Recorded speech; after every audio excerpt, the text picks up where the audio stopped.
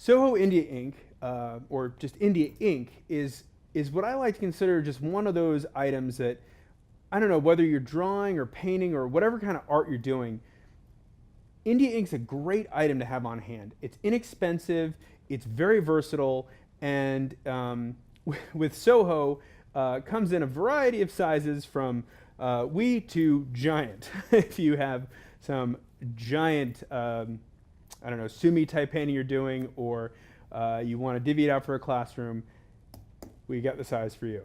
But let me just kind of show you some of its more typical uses. It's used, it can be used kind of similar to a paint, with a brush. India ink is a shellac-based ink. It makes a very, very deep, rich black line. Because of that shellac, it's not, India ink is usually not completely matte. There's a little bit of sheen to it when it dries.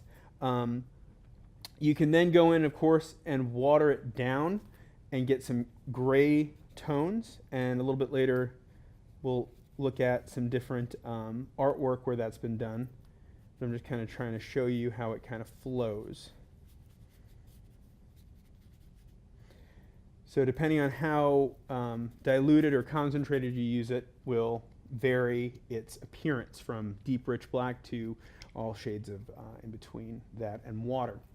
Another thing, calligraphy. So you have like regular painting, Sumi, Chinese painting, and then calligraphy.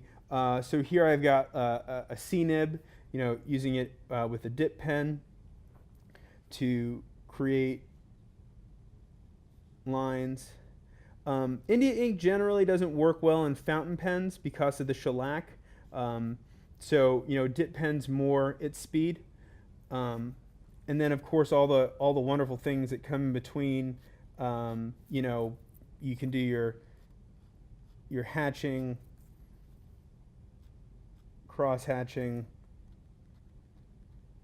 different types of stippling effects depending on the type of nib you're using or the type of drawing, or if you're doing more traditional calligraphy, which I am not at the moment. One other thing that makes India ink very fun to use is when it dries. If it dries, when you let it dry thoroughly, it dries permanent. So you can then go in and add some color. So my water's got a little bit of India ink in it now, but I will just kind of show you. I'll pull up a little bit of blue here. So we'll use this as our little control. And you can then go in and not activate that India ink and paint around it or through it or with it. And that's a really nice thing to be able to have those bold lines around it that aren't going to go anywhere.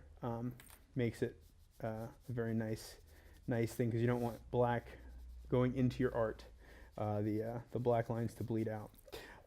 So just lastly, finishing this up, showing you some art that Adam did.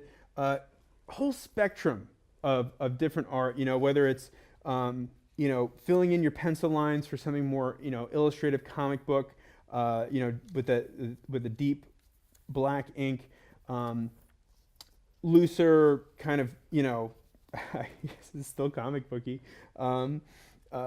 toned, where here unlike the black and white, you can see the use of watering down the India ink can give it some different tones.